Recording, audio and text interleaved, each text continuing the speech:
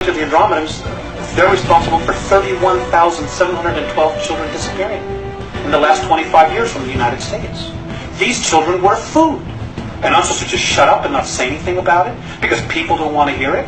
That's tough. That's tough. You know, Westchester County, in the last 5 years, 3,000 children in Westchester County, New York, have vanished without a trace. Where are they going? Why are we allowing this to happen? And why should people want to stay in denial about it? Now, how are they able to do this? How are they able to do it? How are they able to come up out of this from underground and do it? Or do they have? There are tunneling systems everywhere. They're being helped by the Greys, and also there are groups within the higher echelon that are actually helping them acquire this. So human beings are abducting the kids and getting them to the Greys and turning them to the Alpha Draconians. That's right. That's part of the deal. They won't come up as long as we feed them down there. You understand? It's about human beings selling themselves out. The echelon attitude here, the needs of the few outweigh the needs of humanity. And sorry, that just isn't right. Aside from the carnivorous aspect to the Alpha Draconians, why else are they dangerous to humanity? Because they don't like us. And what are they willing to do with humanity? Eat us. Physical characteristics of the Alpha Draconians, what do they look like? They're ugly. I mean, they think we're ugly, too. You know, I guess it's all a matter of perspective and belief system. In my belief system, and I'm only taking responsibility for me, they're ugly. They're anywhere from 7 to 22 feet tall. They can weigh up to 1,800 pounds. They're reptilian.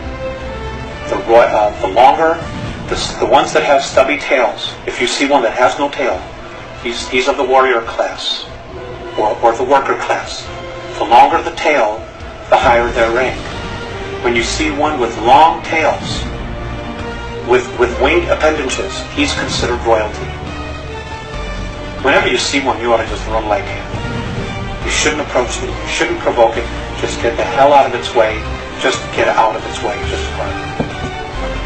It is not something where man-to-man combat you're going to be able to deal with, because they apparently have the strength of 12, 15 men. They're incredibly quick. They're incredibly psychic. They know what you're going to do before you do it. And you know, if they get here in mass, we got real problems. Real problems.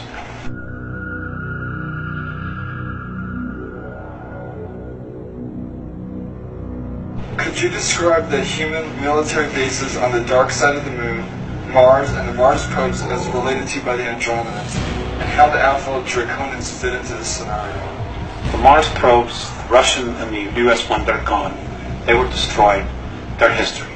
There's no secret here about, well, it's taking pictures privately. You know, and it doesn't matter whether you believe that or not. It's history. Okay. March of '89, the Russians took pictures. Mars was invaded.